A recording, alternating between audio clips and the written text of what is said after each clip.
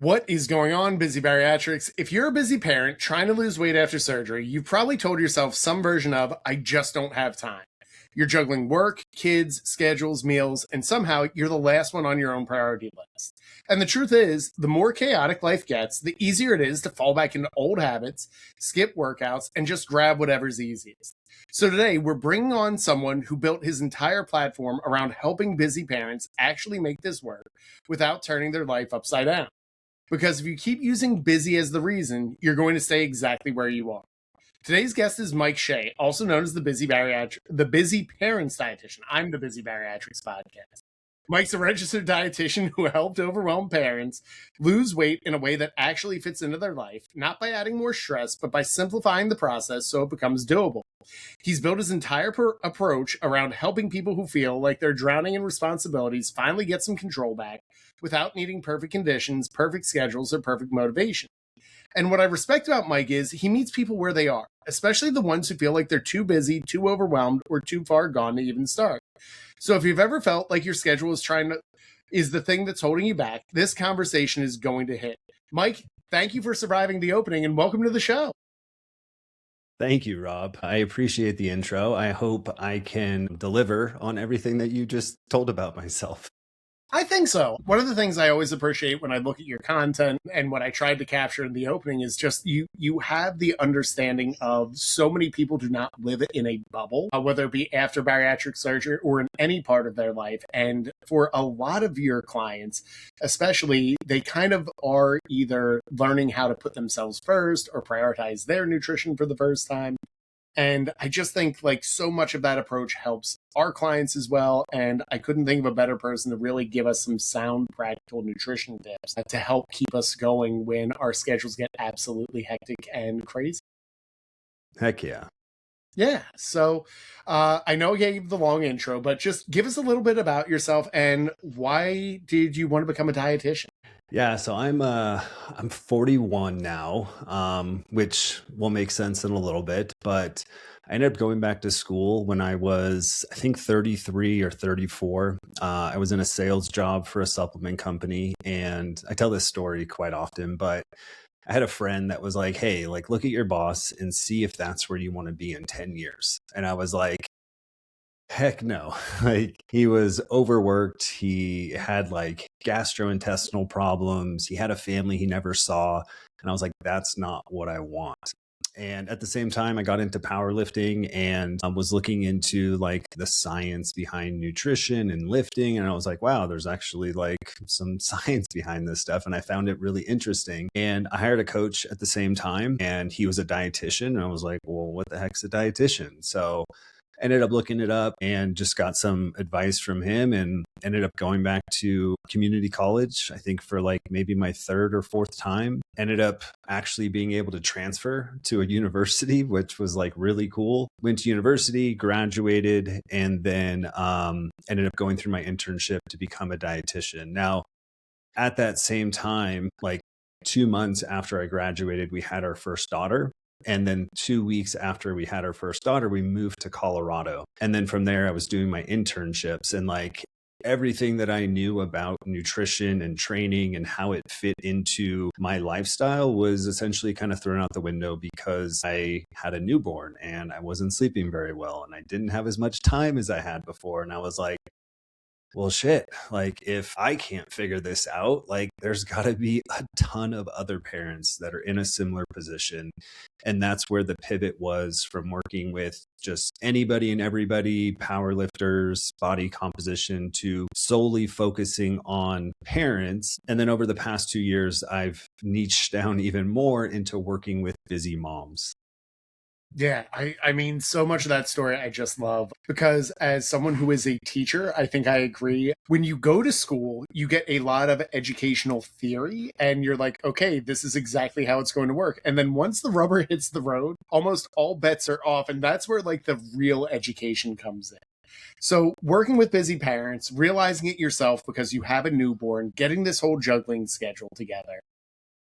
You've probably seen dozens of busy moms come to you, and what do they usually think the problem is with their nutrition? And then what kind of really is the issue that you help? It's a good question. Usually it's I can't be consistent. And that's usually not the problem. I mean, yes, it's part of the problem, like they can't be consistent, but it's usually they can't be consistent with the right things or the things that they're trying to be consistent with. And from what I have learned with working with parents and talking to parents on calls and stuff is that they typically try to do the same stuff that they did prior to kids, and they find out maybe within like a week, 2 weeks, or even 3 weeks, they're like, hey, this actually isn't going to work. And that's when they typically have that like defeated feeling and unfortunately either end up giving up or, yeah, usually just kind of giving up for a period of time. They get remotivated again, and then they try to go back to that same kind of system that they had. So it's not that they can't be consistent.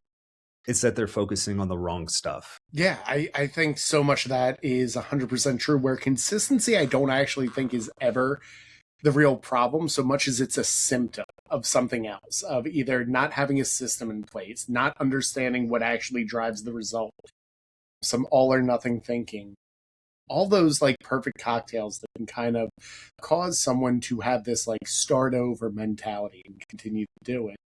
So when parents come to you and they're in this stage, what's one of like the simplest fixes that really helps like enlighten them and understand that nutrition's just a little bit different now that you're caring for either a newborn or you're coming back to fitness and nutrition after starting a family? Yeah. So, I mean, a lot of it's like sharing my story, showing them that, like, hey, I was in this same position. And the biggest thing that worked for me was scaling back. So, really, it's about finding the minimum effective dose. What's the minimum amount that we need to do in order to start seeing results, whether it's like improving energy, whether it's seeing the scale move, whether it's just feeling better or feeling like they're actually prioritizing themselves, because as moms, they end up just prioritizing everybody else and they don't really they don't put any emphasis on themselves. And if they do, it's whatever's left over. So if, they've been trying to track macros, it's like, okay, well, let's see how we can dial that approach back. Like, are you trying to track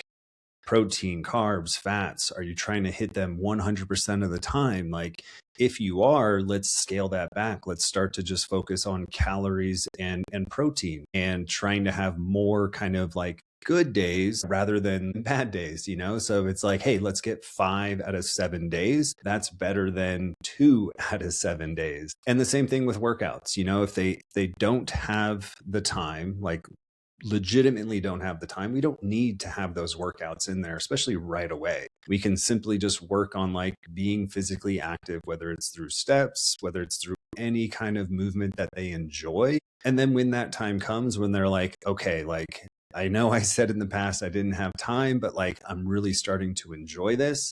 And now I know that I can get like 1 or 2 workouts in the week, and then actually figuring out like, okay, well, what days are those workouts going to be? What time are those workouts going to be roughly? So that at the end of the week, they're not like, well, shit, can I cuss? You can curse. I gotta keep my teeth in that, but everyone else and their mother gets to come on here and curse. So Okay. you're good. Yeah. So it's like, if we met in person and I had 2 Manhattans, trust me, I'd fill a swear jar easily. I love it. So yeah, it's just about really kind of scaling back and, like you said, meeting them where they are, and then eventually kind of adding on to that if we need to or if they're able to. Because I feel like if you throw everything all at once, it's just going to be more stuff on their plate that they already have. And it's going to lead to them being defeated or feeling shameful. And then they're just back into that same cycle. It really is a perfect cocktail. I feel that so many people get wrong, and it's why I love your approach and your content, is so many people in the online space are like, well, we just have to keep increasing, when in reality, that can cause a level of overwhelm, especially if you have like young children, someone else, you're willing to finally make this commitment to change. And if you're overwhelmed right away, it does get tough. So like even a minimum effective dose of like just getting steps or focusing on 1 meal or 2 can really be the best part. I'm always curious though, if a parent can start focusing on one meal first, which would it be and why for you?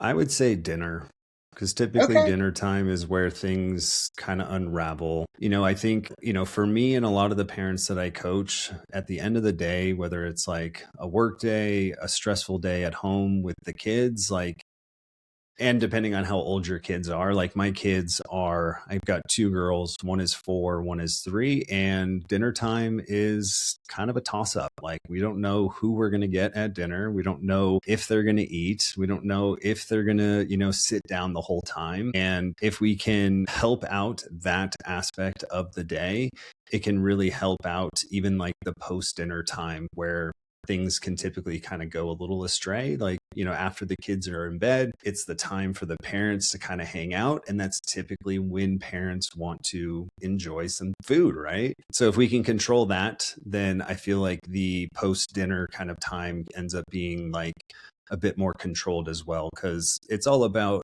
building momentum. When parents feel that momentum, like even in like the beginning, starting to work on their health and fitness, that's going to build on as the journey continues. So if we can help out that dinner time, it's going to build into that post dinner time where, like I said, parents usually want to kind of relax and watch an episode just like I do, and eat some stuff at the same time. So I think that's probably the most important. I mean, it's hard to say. I saw your reaction too, because like breakfast is really important too. Because if you skip breakfast, then like that leads into lunch, and it But can be but a here spiral. but here's what I will say though. I think if you really look at it, there first off, there's no wrong answer wherever people feel they Right. want to. But like I really think when I think of all the data that I've just seen anecdotally from my clients, it's that what do we get on the plate for dinner? What do our like picky eaters kind of want? How do we manage that? Okay, we finally get them down to bed. But I think everyone can have almost a perfect tracker for the day. But then from like 6 to like 9 becomes these witching hours. But I want to break it down a little bit piece by piece because I think this is something that I don't have on any other episode with a registered dietitian. If you have, because we're so bariatric focused, we really forget that most bariatric patients are parents who are having kids. How do you kind of manage like picky eaters or figuring out like how to get a meal of food together for your family when you have 3 and 4 year olds? Because I know when mine were that age, it was a dumpster fire. Yeah, it's tough. So if I have a client that is tracking her nutrition, I have her control the other parts of the day. So we track breakfast, we track lunch, we track snacks, and we essentially leave like a buffer for that dinner so that she doesn't have that pressure to track, especially if it's like a recipe that has a bunch of different ingredients and you're trying to enter all this stuff in on MyFitnessPal or Chronometer. It can just add a lot more stress on top of what I was mentioning about like the kids, right? So that's where I have clients not track so that they can have meals that they enjoy and also the kids enjoy, so that they're not trying to put their not necessarily, yeah, so they're not trying to put their health and fitness decisions onto the kids, which Yeah. might cause some conflict, right? If they can have a meal that they know their kids are going to enjoy that is also nutritious, right? Then it kind of solves both problems at the same time.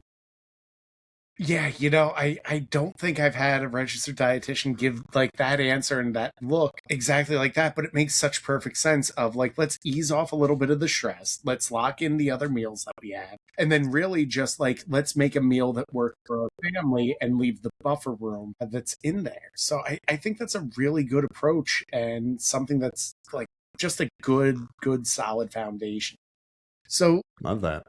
yeah, no, really. It's Yeah. kind of, I think one of the biggest expectations I think people see in the bariatric community, and even like with Instagram and social media, is this idea of like, here's our perfectly plated macro friendly meal that our entire family loves, including our 3 year old who only eats hot dogs or the meals that I post on Instagram.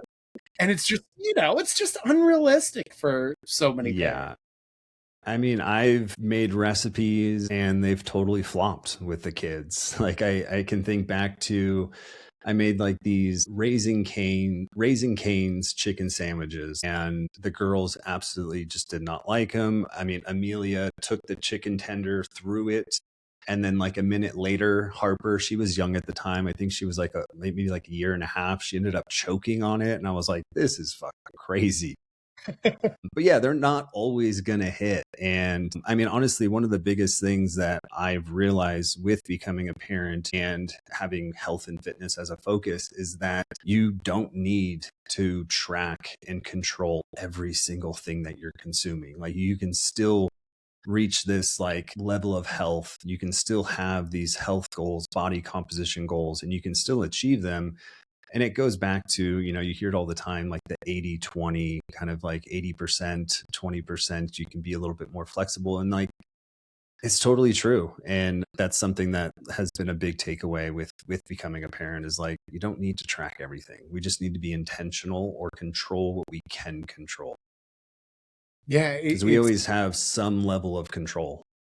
we do. And I think that really does give a level of firmness that sometimes gets thrown out with 80-20 is this idea of, okay, 80% we're going to be like in this realm that kind of works, but then that 20% can almost become more than the 80% if we don't understand, like there are some lines we kind of have to color in when we're making our picture. Plus, I also want to go back to, you pronounce it chronometer. As a chronometer well, no, here's the funny part.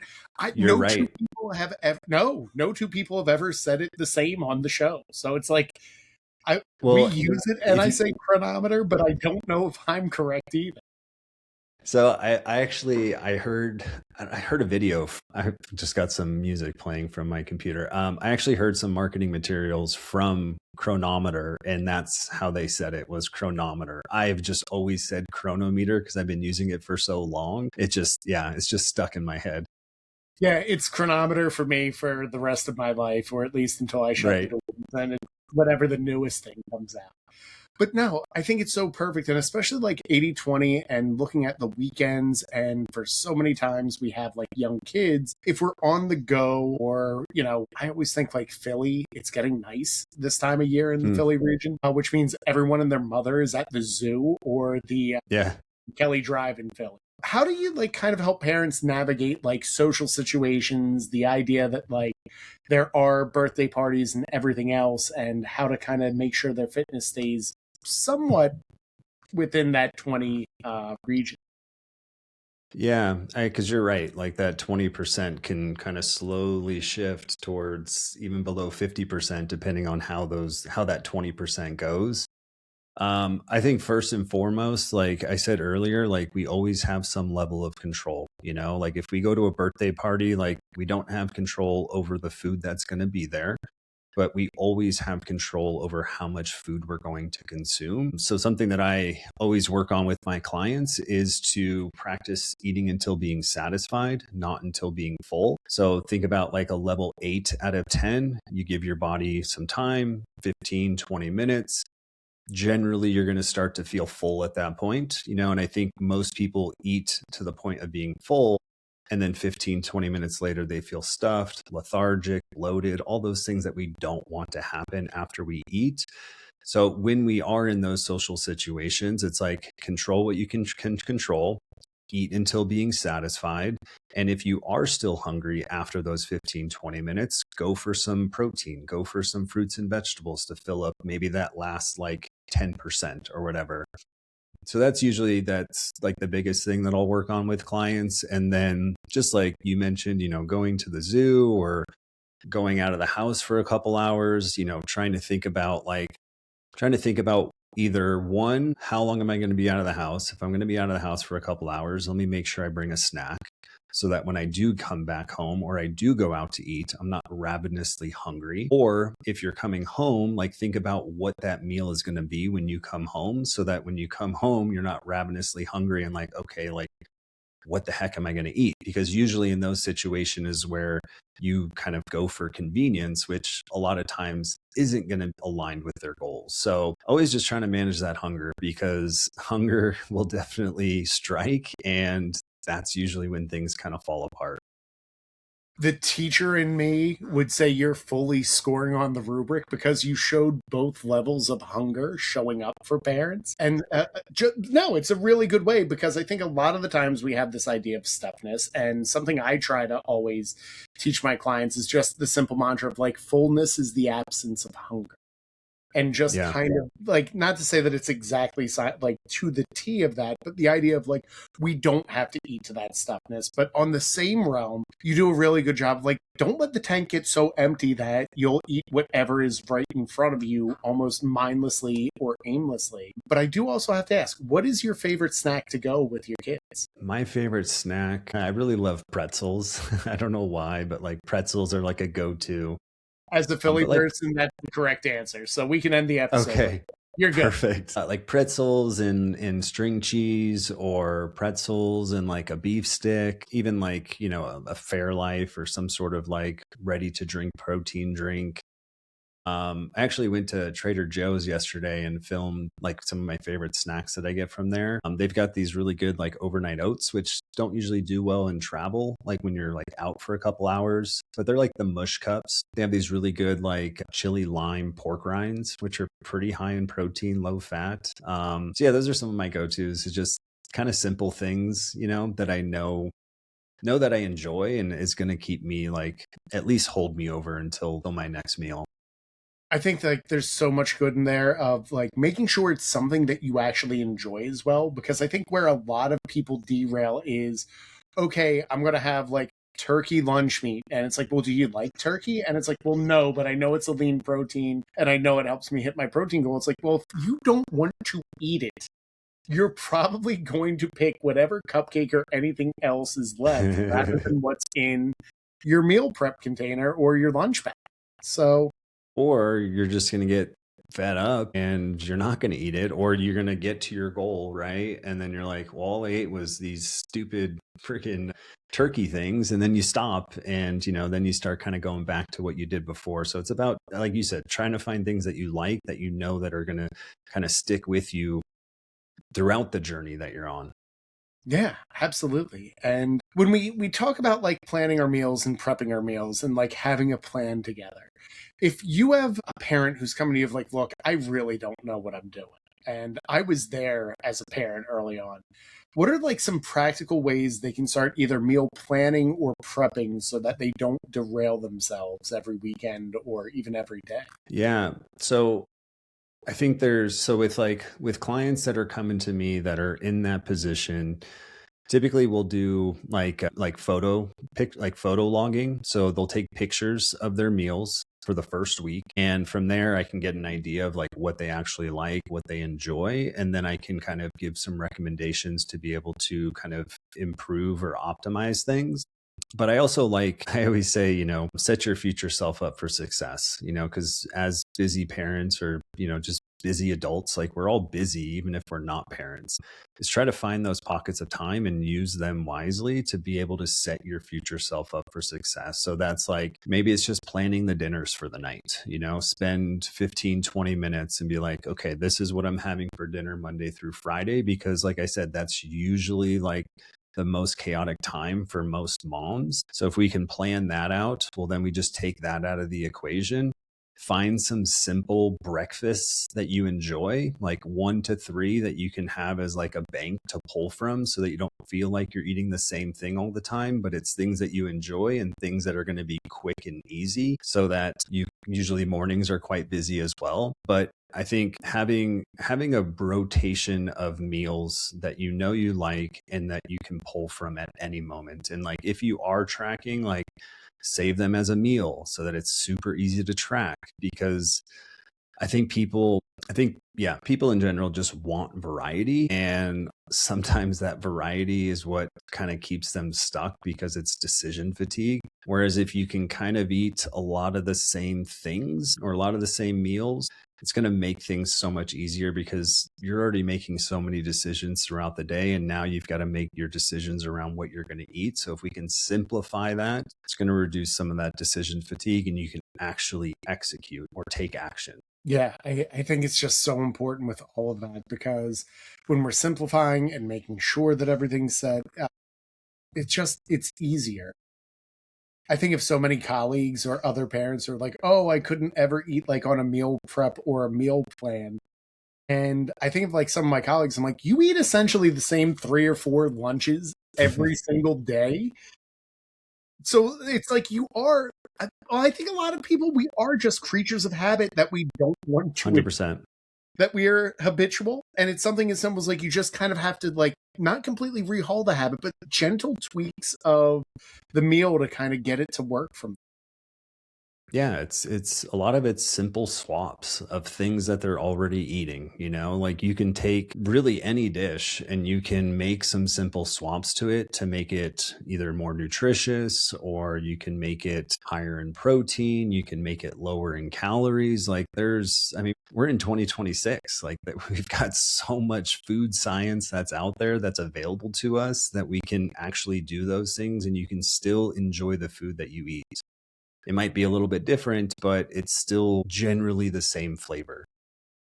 Yeah, as a 42-year-old, I think because we are of the same age, we have seen the pendulum swing almost incredibly, where there was almost so limited nutrition information, I would say, when I was a teenager, of maybe you saw something in Men's Health magazine or Muscle and Yeah. Fitness, and you'd have to be like, oh, The Rock eats like 40 grams of like cod every 5 minutes.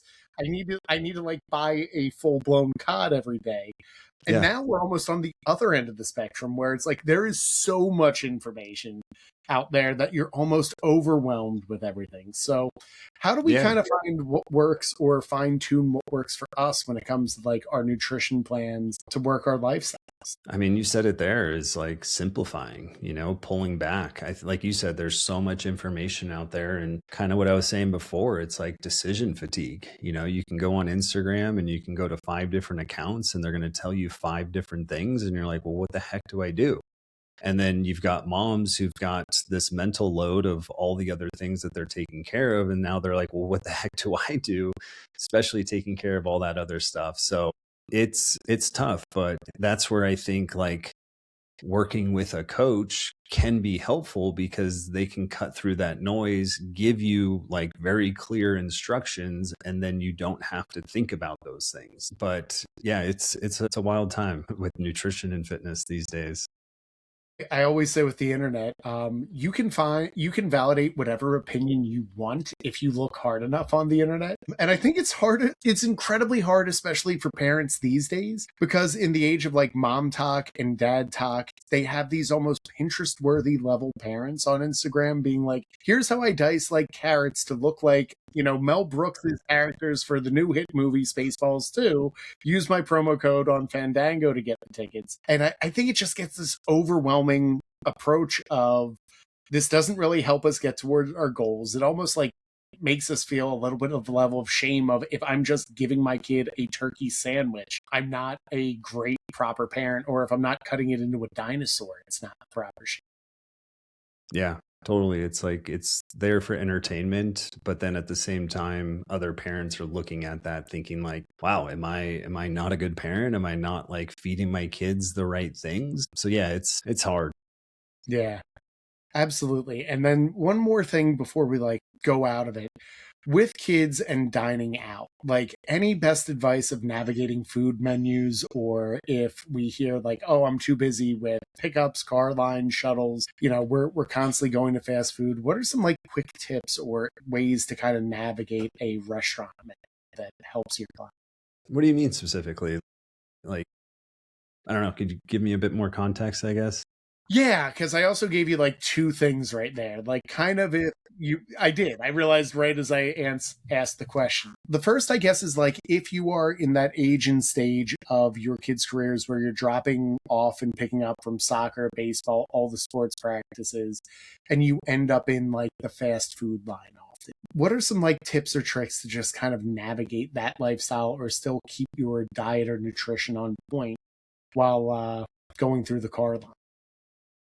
Yeah. Okay. So it kind of goes back to what I was mentioning of like having like meals on rotation, you know? If you go to the same places, typically people do, creatures of habit, right? Like people go to Chick-fil-A or they go to, I don't know, Panda Express or whatever the case may be, is like have things that you want to get at those places, and things that you know are going to be nutritious, are going to be aligned with your goals. Because if you're ending up there frequently, then you want to have menu items that you know are going to fit your goals. And that's just going to come down to like going on their website, looking at the nutrition facts, and finding things again that you like that are going to be there, so that when you do end up there, you're not looking at the menu hungry and choosing other things, which is going to happen sometimes. So, right, like be okay with sometimes not going according to plan. But I think it's always important to have that plan first, so that you can at least,